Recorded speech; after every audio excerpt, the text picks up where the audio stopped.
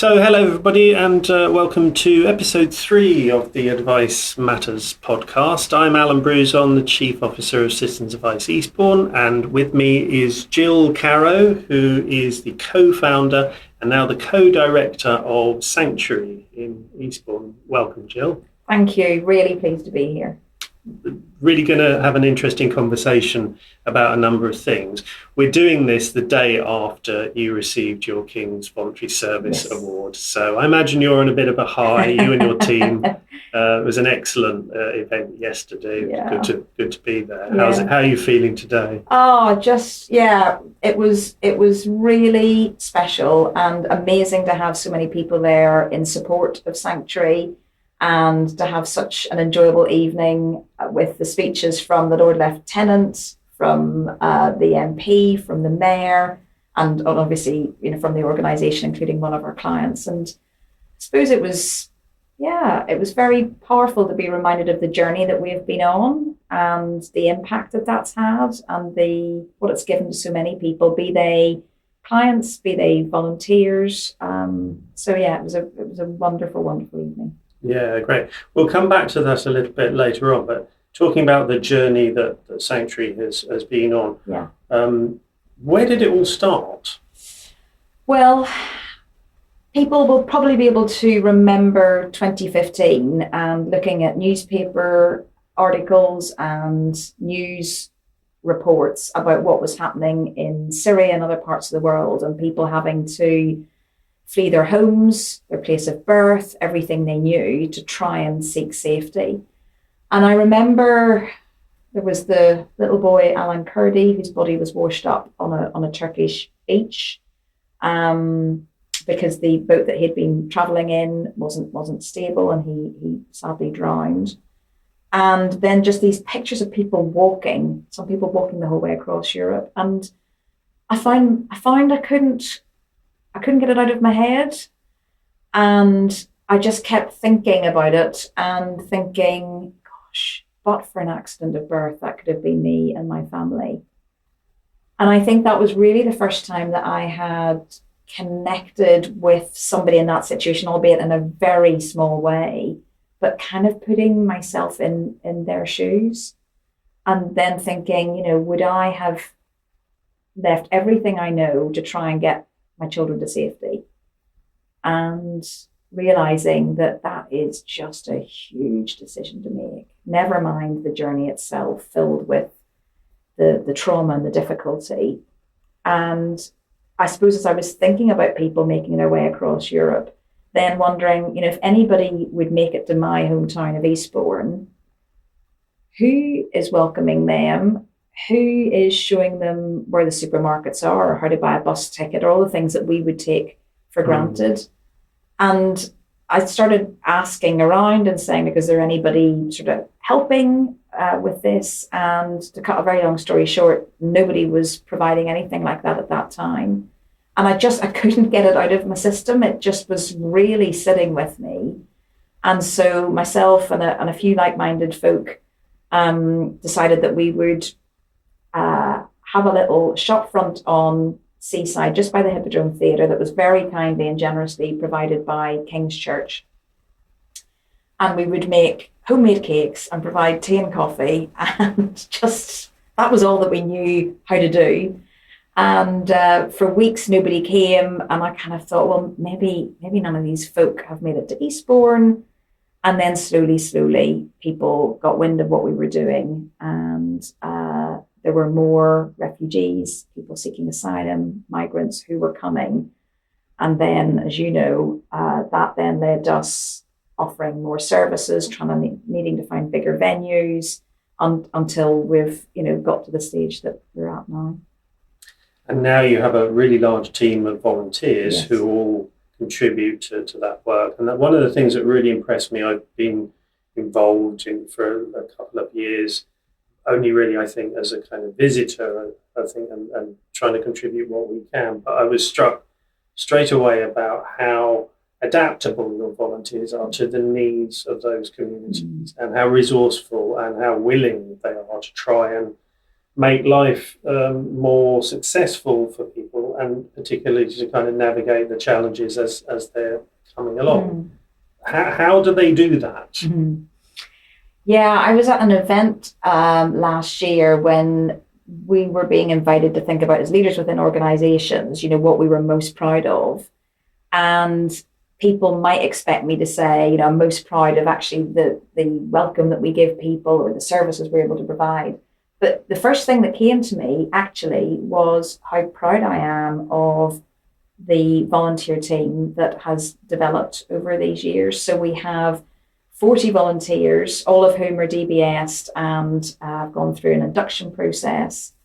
And the thing that you asked about, how does that happen? How do they do what they do? The thing that is the common denominator between all of us, and bear in mind, we're different ages and stages, different backgrounds, of all faiths and none. So very, very diverse group. But the thing that really joins all of us together is this matters. This work really matters because we want to show a welcome and a friendliness and a kindness to these folks who have been displaced.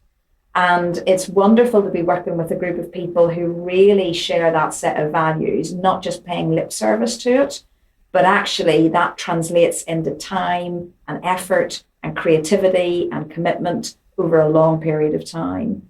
And so one of the things that we've been really careful to do as the organisation has expanded is to really invest in that team. So before we open our main hub every Friday, we have a briefing, to give news updates and check whether there's any items that people want to share. We debrief after every session because sometimes we're dealing with really tough things and none of us wants to be alone in that situation. And then once a month we have volunteer development sessions, which are all, the focus of them is equipping our volunteers to do what we do. So it might be mental health first aid, it might be trauma-informed support, it might be information about human trafficking and how to stop it, safeguarding, all of these things. Mm-hmm. So I think it's a mixture of, a shared set of values, a real commitment to working together for the benefit of the people that we serve, and then feeling like there's a real kind of camaraderie and support amongst us because sometimes it feels like a difficult job. Yeah, it's amazing work that you're doing. How would you describe the service users? Who is this providing help to? Yeah, so we say that we would work with anybody who is a refugee, a person seeking asylum, or a migrant within Eastbourne and the local area.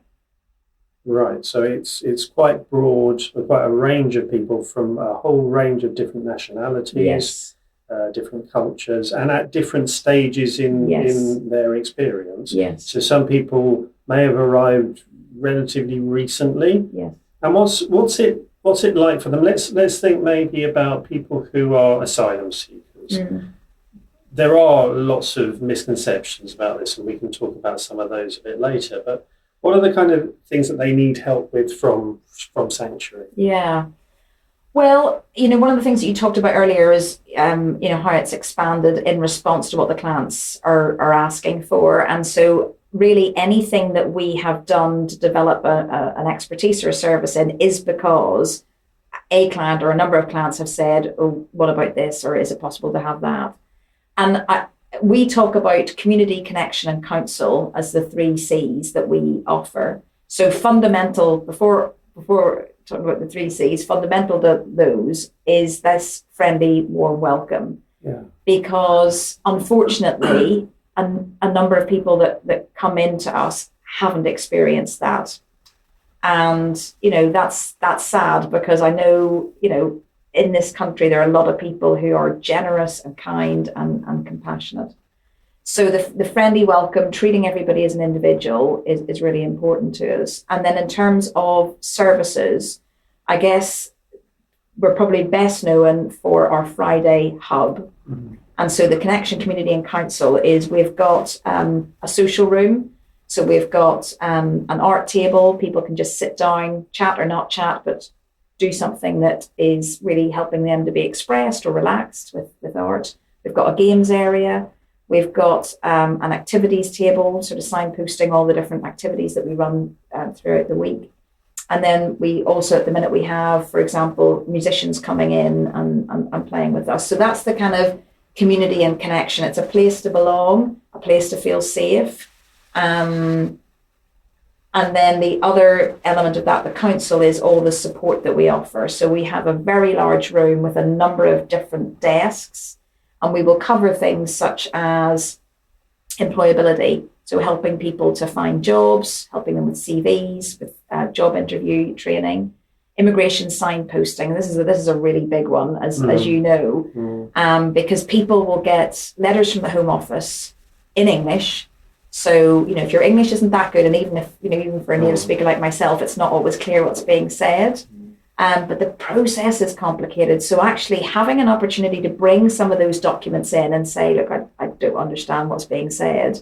We will then work with them to let them know what's been communicated to them and some options or next steps that they may need to think about. And so there's a lot of people needing that support. And as you say earlier, people that maybe have been more recently arrived, but people that have been here for a long time still with immigration issues, healthcare support. So a lot of people are paying for the prescriptions when we know that they just need to apply for an HC2 form, and then that is covered. Helping them to register with a GP, letting them know that they can have access to translation services or interpreters. And then we've got other help with, we've got a families team dedicated to supporting families, an integration team. So it covers quite a broad range. And then the third room that we have is a ladies' room, which is specifically for ladies and children. So it's a chance to talk, but it's also a chance to do embroidery, have hand massage. So there's different things going on there as well.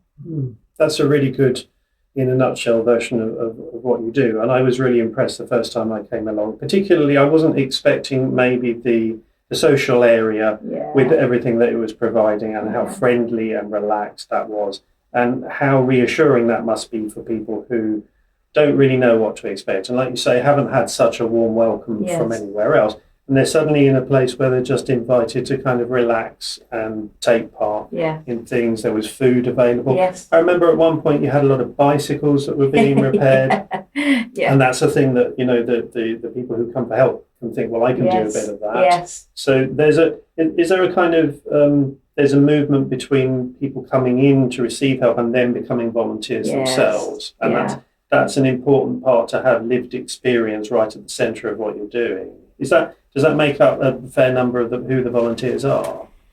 Well, when the hotels were open, yes, the client volunteers that we had probably outnumbered our local volunteers. The balance has somewhat shifted since the hotels have closed.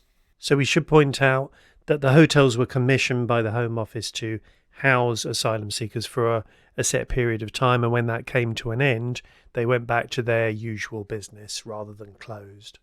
But that's something that's really, really important to us. Those elements that you were talking about, having lived experience at the heart of what we do and informing what we do and influencing that, really, really important.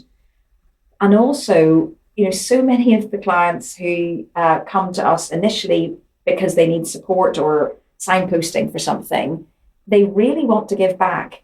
And so to give them an opportunity to belong to something, to be part of this lovely supportive team, and also feel like they're making a contribution is really beautiful. And that's one of the things that I think gives me most joy, seeing people who were clients now on the volunteer team and really contributing and making a difference. Yeah, and a lot of what you're providing is absolutely essential for people who are new to the area and the community. But people listening to this might be thinking, well, don't the government provide that kind of help? And this comes back to misconceptions. Yes. So what kind of help are people actually provided with through statutory services and other things? There seem to be an awful lot of gaps. So although there is the opportunity to apply, obviously, if you meet the criteria for universal credit, for example, that process can be quite complicated, especially if English isn't your first language, especially if you don't have all the documentation you need. So although there are opportunities provided for people, making that connection and people feeling equipped to be able to do that are really two different things.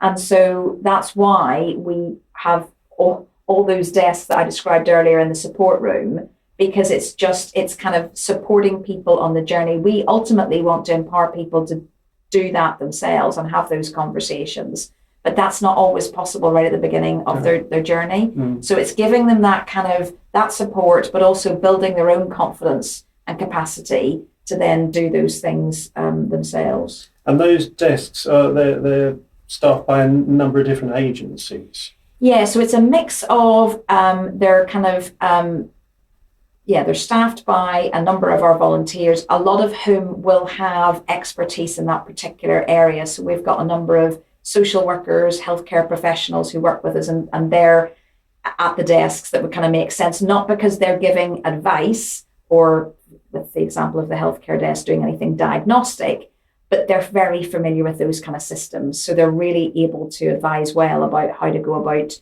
doing something and signposting effectively. We also work with partner organisations. So we're delighted that we've got representatives from Citizens Advice there. We have People Matter there who have been supporting on the e-visa challenge that there's been, and a number of other partner organisations that will come in as needed. And that's a really good balance for us, the internal and the external.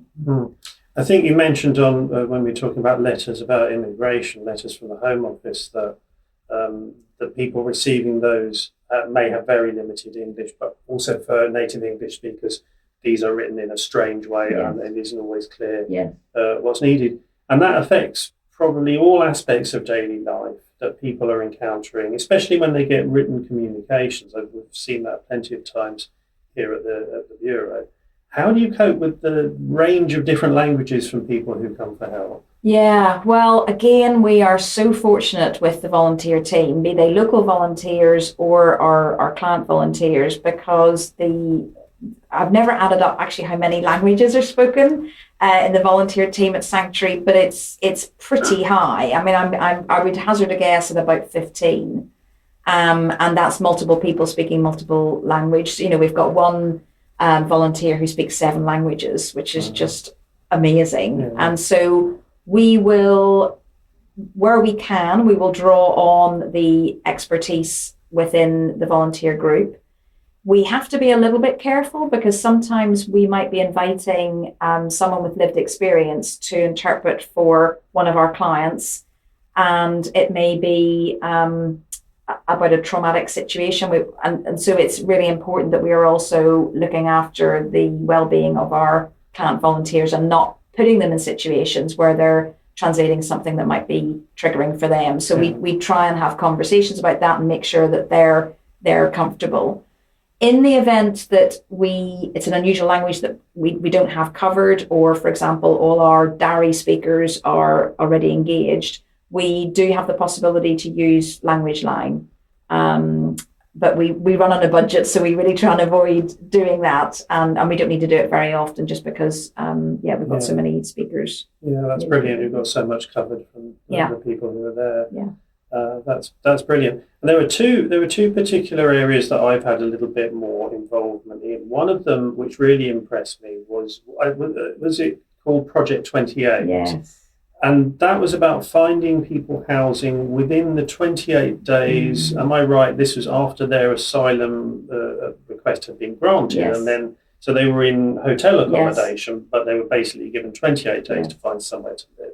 Otherwise, they were at risk of being homeless. So your team kind of gathered together to address exactly that. I mean, that sounds, finding housing at short notice for anybody with all the things that are required sounds really challenging. But you did have great successes and you learned from doing that. I mean, that was a really impressive piece of work. Is that still the same? Is there still the same need to be doing that now, or has the situation changed? Yeah, the situation has changed. So that really came to a bit of a peak 2023, 2024, beginning of 2024, where you're quite right. When people had their grant of asylum confirmed, they had 28 days, but it sometimes could be as short as 7 days. And that was really difficult, because if you imagine, if you've been in a system where your accommodation's being provided, food's being provided, and you're not allowed to work predominantly, pretty much overnight, you've got to find a means of supporting yourself financially, and you've got to find somewhere to live, and you've got to figure out, where you're going to get your food from and all of that. That's a big transition for people to make. And there was no sort of psychosocial support for that. And our focus very much was, how do we keep people off the streets? For their sake, but also for the local community's sake as well.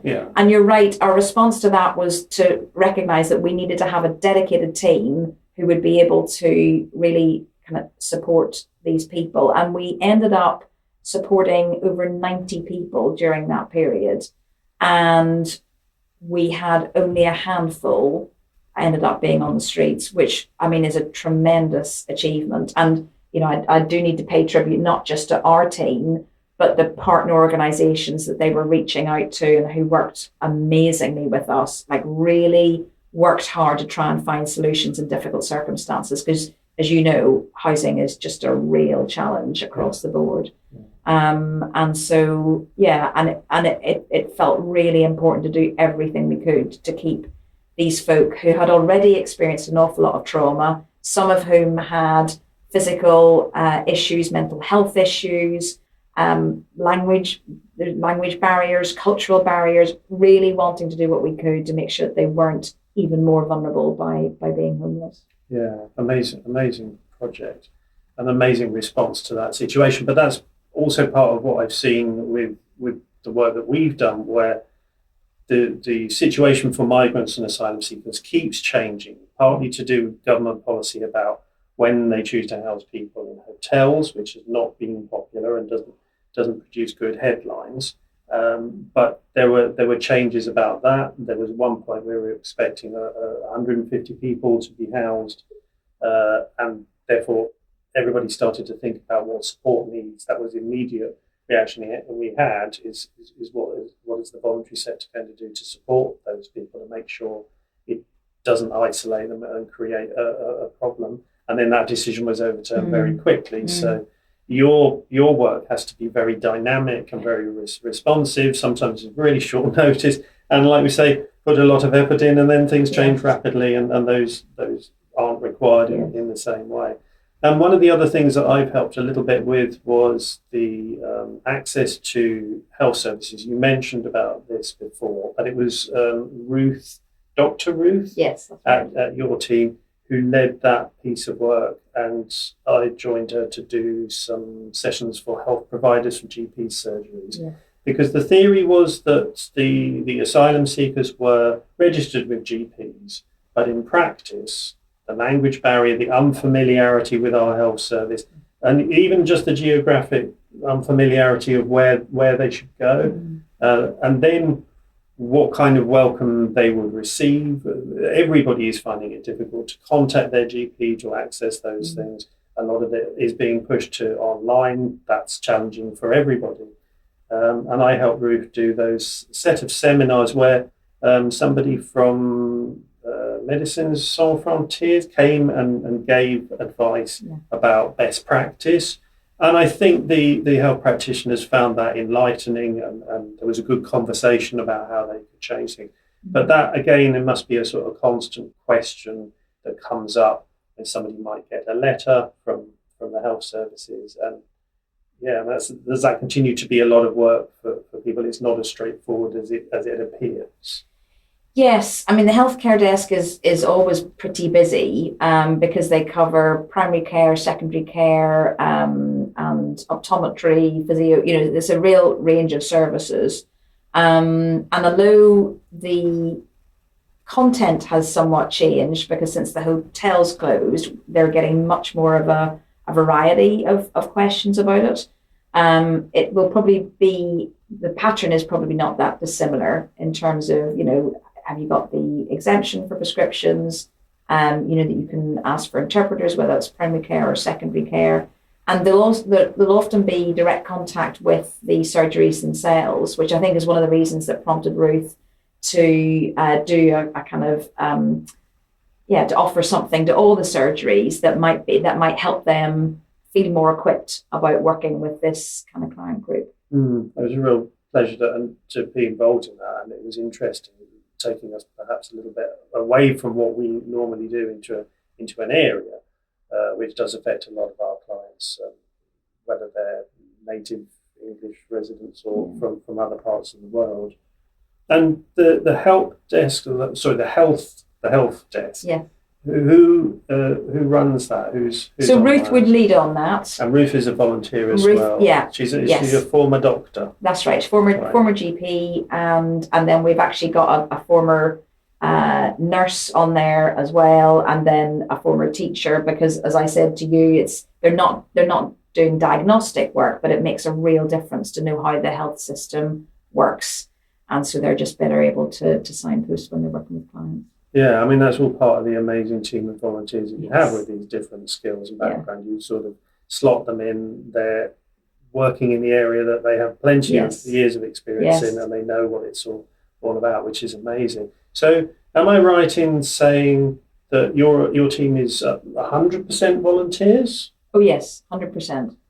Okay, I mean, that's something I think people need to be aware of, how much work is being done.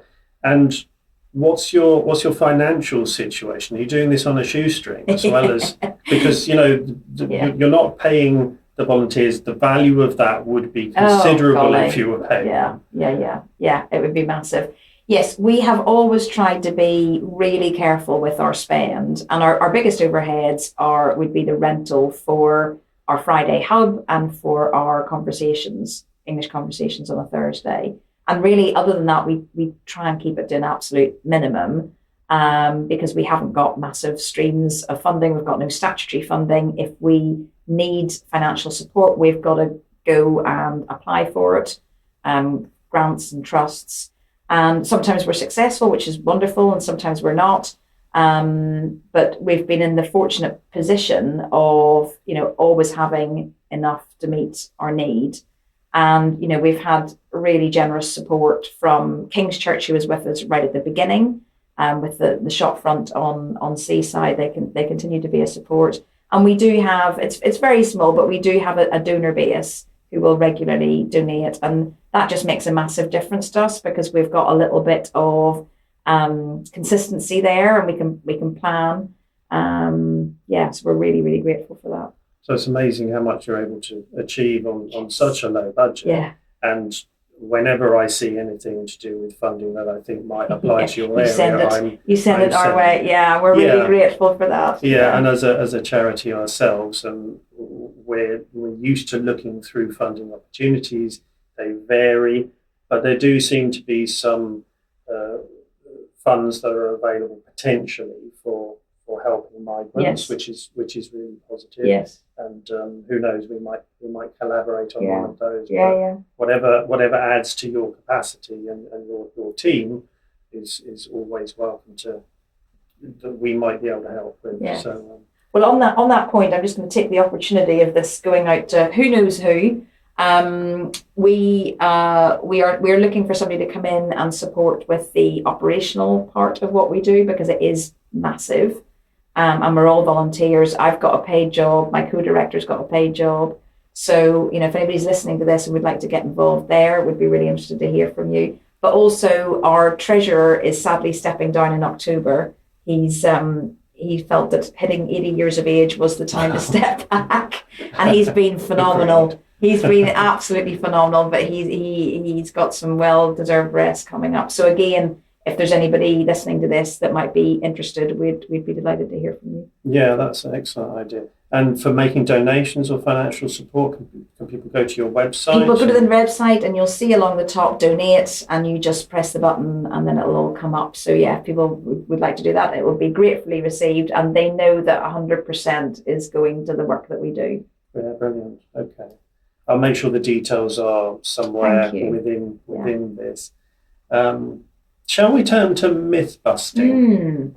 Yes. So, experimenting with AI recently, I asked it a question about what misconceptions people might have about the lives of refugees in the UK, and within a matter of seconds, it did produce this really interesting list, which I think is all is all part of the slightly negative environment that we're in about help for migrants and refugees.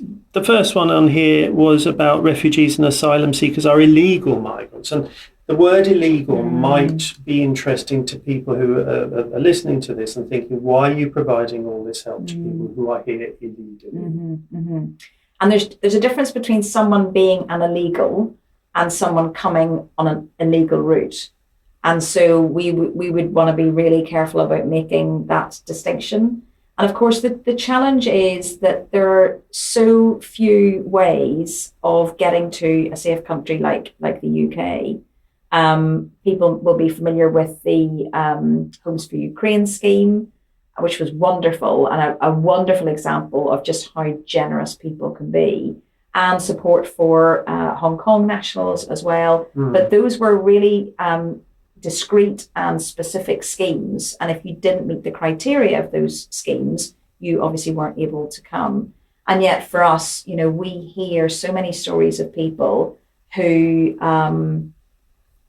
really have no choice but to leave their country, not because they want to, but because their life is being threatened. And, it might be people listening to this asking the question, well, why the UK? And of course, sometimes people have family members here. Sometimes people have other ties. It might be that they've studied English in school, and so they want to go somewhere where they'll be able to integrate quickly. And so that's one of the things that I think is a draw to the UK rather than, say, France and Germany, where they might not have the language. Yeah, so the AI response, I'm just going to read it here, it says that seeking asylum is a legal process under international and UK law. It's not illegal to seek asylum. Even if an asylum claim is refused, it doesn't automatically mean the person is illegal. It means they haven't met the specific criteria for refugee status. So it's an interesting one. It's one which we hear regularly and is repeated. Here's another one that we will have heard of, which is that refugees live in luxury hotels at the expense of taxpayers. Yeah. I've heard them referred to as five-star hotels. Yes. I think is there only one 5-star hotel in Eastbourne? There is, and I don't think it's housing people seeking asylum. It wasn't. But what's the reality been for people in hotels? I think it's been mixed. I think there's they're grateful to have shelter and somewhere to be.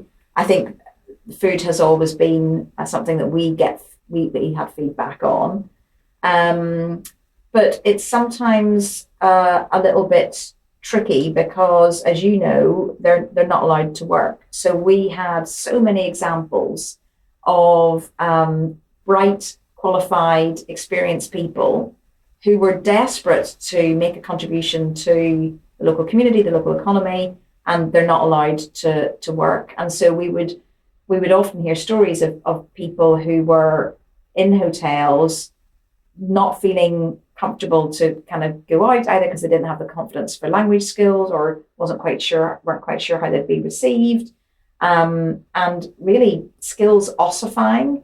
And that was hard to see. And so one of the things that we did in response to that was to set up the volunteering team. So making connections with organisations like St Wilfrid's Hospice, British Red Cross Shop, Cancer Research, and linking the folks in hotels with volunteering opportunities. And of course, that was a win-win for everybody. They had a sense of purpose, a sense of making a contribution, practicing their English, getting out into the community, having that support, and then, eventually a reference that they could use for whenever they were applying for work. And for those local organisations, having, energetic people who are really wanting to roll their sleeves up and help coming in as volunteers. So that was very, very positive. But of course, what people maybe don't realise is people were in those hotels and continue to be for years and years and years. And that's incredibly difficult to stay positive when you can't work. And there's an uncertainty about, when am I going to get clarity about my future? And this is because it takes that long for their asylum claim Yes. to be processed. Yes. It's not through any choice there. No, not at all. They're playing some sort of waiting game. Not at all. With no communication in Yeah. the meantime as to Yes. where they are in Correct. the queue. Correct. And often feeling quite hopeless about how that's going to progress. That sounds really difficult. Another of the misconceptions, I'll try and say this without laughing. Refugees and asylum seekers receive large financial handouts from the government. And I'll tell you what the answer they came up with was the reality. Asylum seekers are not allowed to work and receive very limited financial support for basic needs, often less than £7 a day. Refugees, once granted status, can work and apply for mainstream benefits, but many face significant barriers to employment. Remind me, people have qualifications in their native country. Yes. What kind of things have you had with the people who you've encountered? So what kind of careers have they come from? Yes. Pretty varied. So we've had dentists, we've had university lecturers, we've had doctors, we've had people working in the hospitality industry. We've had people who are decorators and bricklayers and carpenters. Teachers we've had, so yeah, a real range. Yeah, I was always struck by that when working with EU migrants, particularly the Spanish community, where they may be in very low paid employment in this country, but with their previous career. I remember one of them was a microbiologist, and it really would stretch my Spanish to ask him more about what that involved. But I don't know. It's understanding that difference in position in terms of employment, and how that's even more challenging for people to be able to use the skills, because that's what would benefit us, is if people are able to bring those skills and use them here, just as they did in other countries. Yes, and I suppose there's two challenges with that. One is the fact that predominantly they're not allowed to work while they're in the asylum system and waiting for an outcome, and that, as I say, that you can really ossify skills and lose confidence. But also, not all the qualifications are necessarily recognised in the UK, and any kind of revalidation process can take a very long time. So the dentist that I mentioned, he tried so many times to go through the revalidation process here, and it was just incredibly difficult. And meanwhile, years are passing, and of course he's not working in people's mouths and continuing with those skills. So it's very hard. And yet we have a shortage of NHS dentists, which everybody will tell you is a problem. Yeah. So yes, more in the misconceptions. You mentioned about having a women's space at Sanctuary, and one of the misconceptions is that all of the asylum seekers are young single men. Yes, and that definitely is an assumption that people make, and it's probably fair to say that the majority might be young single men. For a variety of reasons, but it's not exclusively so. So even in the hotels, there were women, there were families, and that would be true of our client group now. There's a real range, probably less single men than there were, but nonetheless, I think a broad demographic. Right. And then the last one to mention, which I think we have touched on before, was about refugees receiving preferential treatment for social housing. So asylum seekers are not entitled to social housing while their claim is being processed. Refugees, once granted, have to compete for housing like other residents and often face homelessness after being evicted from asylum accommodation with very short notice, which is what you did with Project 28 to address. Interesting. We will share this at some point. There's some other kind of myth-busting information that I thought might be useful to share. All right, go ahead. And I guess it's really at two levels. There's a global piece, and I think people will often, quite understandably, make assumptions about that if there is a crisis in a country, whether that's civil war or natural disaster, that people will leave their country and travel to the UK, for example. And just some recent statistics from the UN High Commission for Refugees. there's about 120 billion people worldwide who are forcibly displaced. So these aren't people that are choosing to move. So 120 million, enormous amount of people. And for those who leave their country, 69% live in neighbouring countries. So actually most people will stay in the area even if they can't stay in their own country. And 76 of the world's refugees live in developing countries, not developed countries. So the vast majority are in developing countries, which of course puts an enormous strain on their infrastructure, places like Jordan and Lebanon. And then just in terms of a national picture, again, I think the media might sometimes give the impression that we host a lot of a disproportionate amount. And actually we only host about 1% of refugees who are forcibly displaced across the world. And refugees or people seeking asylum, stateless people, make up only 0.5% of the UK's total population, which is very small. And again, in terms of immigrants to the UK, people seeking asylum and refugees made up only about 14% of the total group. And interestingly, people will assume that most people will come to the UK rather than France or Germany or other parts of the EU. And the UK is actually ranked 17th out of 27 EU countries for asylum applications per head of population. And in fact, more recent figures put that at 19th or 22nd out of 27th. And I always try and mention that because I think that's very different to what is often portrayed in the media. And I think it is important that we're working with accurate data where we can. Yeah, that's really helpful to get a sense of perspective. It's a huge global problem, but it's not confined to our country. It's widespread, and we're just playing our part in a much wider picture that's an issue. Thank you very much for that. Well, just to pick up that point of the playing our part, the UK was one of the original signatories and was, a lot of the energy behind the Geneva Convention on Human Rights.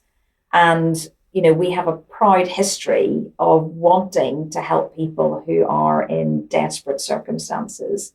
And so I'd like to think that history and that legacy, will continue, and we will. I know there's difficult choices to make, but there's something about really connecting to that generosity, that recognition that we are all humans and all should be able to access basic human rights. Let's come back to your Kings Voluntary Service Award. It's a highly competed award, and it has, as the Lord Lieutenant said yesterday, quite strict criteria to have to meet. This must be a wonderful thing for your service and your team of volunteers to be acknowledged in that way. It was really amazing, and it was lovely hearing the Lord Lieutenant yesterday evening just talking about actually how coveted it is, and it felt really special and lovely to have that recognition externally. Not that that motivates us, but it's lovely to have that acknowledgement. And certainly, when we knew we'd been shortlisted, we knew that the competition was really high, and it was wonderful to hear the confirmation that we had been awarded it. And I looked up because obviously it's a national award, and we were only one of 2 charities working with refugees and people seeking asylum in the UK that were awarded the King's Award for Voluntary Service this year. So that felt really honouring of the work and the commitment that we've had. Well, I hope it has a lasting effect, particularly to boost the morale of volunteers and to encourage more support for what you're doing and for the people who need that help, whether that's financial or in any other form. Maybe raises the profile a little by doing that. That's really important. And let's wrap up by thinking about what does the future hold, both for the service users that you have for Sanctuary, but also we're having this conversation just a couple of days after Keir Starmer made an announcement, and a white paper is now being considered about immigration. What's your initial impression, having listened to that and looked into it? Yeah, I have read the white paper, and a lot of research has gone into it. There's a lot of data there, and there's some, I think, really constructive ideas in it. I think there are also some elements of the framing of it and the language being used. For example, Keir Starmer's Islands of Strangers, that concern me because it's not neutral. Language is never neutral. And so we know, having worked with the team from victim support, that wherever there is kind of rhetoric in the public sphere that is anti-immigration, there is a direct correlation to an increase in hate crime. Yeah. And that does not serve anybody. It doesn't serve the person receiving end of it, but it ultimately doesn't serve the local community either.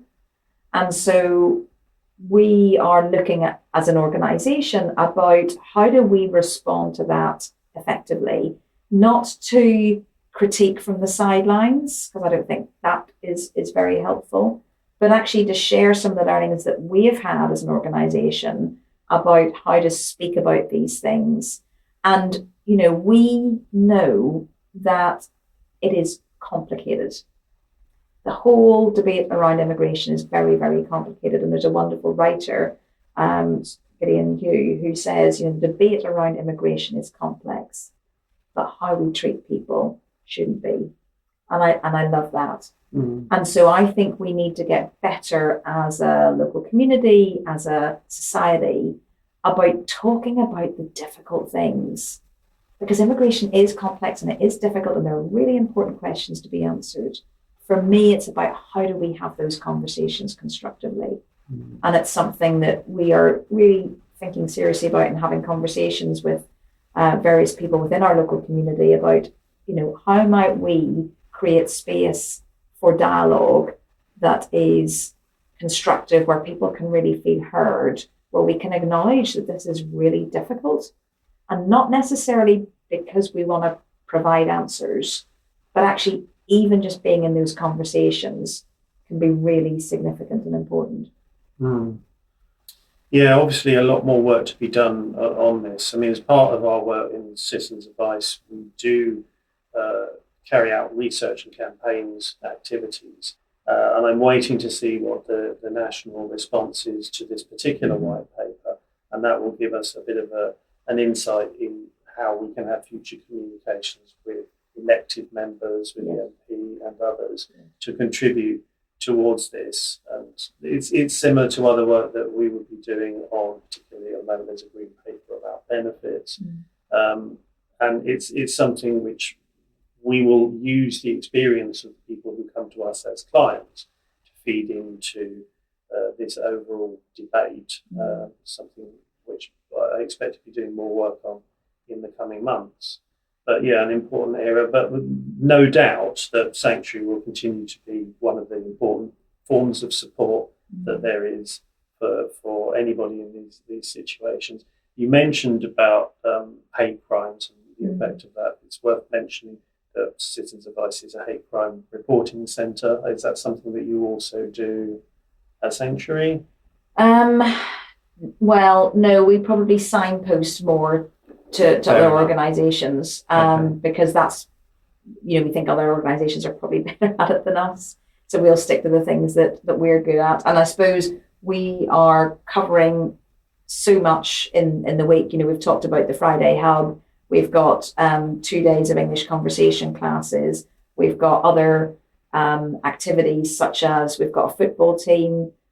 We've got boxing support. We've got activities. We work with local allotments. We're involved in arts projects. We're involved in music projects for women, projects for children. So there's a vast amount that we do beyond the Friday Hub. And for us, it's about knowing that you have more of that expertise than we do. So it's better for us to signpost to you. Yeah, and that's perfectly reasonable. Hate crime reporting is sometimes best handled by the police. You Yeah. can go directly to them when there have been very specific incidents. But at the same time, some people don't feel comfortable going to the police. So having a more neutral organisation like Citizens Advice means that people can make those reports anonymously, and that even anonymously does help the police to gather information. And if they have a pattern of activity, it strengthens their ability to be able to act on it. So it's something to bear in mind that you can contact Citizens Advice about for that sort of thing. Well, thank you. It's been a really brilliant conversation. We should.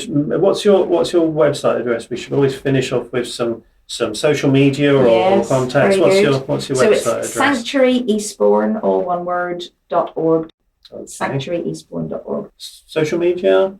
Social media. Now, this is interesting because we spent a very long time avoiding anything that was kind of publicly facing, partly because we didn't want to attract the wrong sort of attention to what we're doing, and particularly to the clients. So, going forward, we probably need to have a look at that, which slightly terrifies me, I have to say. But we think there's some important messages to get out there, and so we'll be looking at whether social media is part of the vehicle that we might use to do that. Okay, so watch this space. But watch this space. Main way to contact and find out about your services is the website. Yes.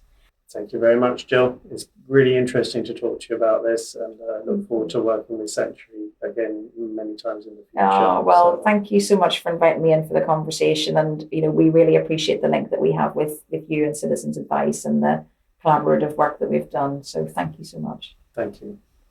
Let's say bye-bye to the people at home. Bye, everybody. Thank you for listening. And we'll be back next time. Thank you. Bye-bye. Bye.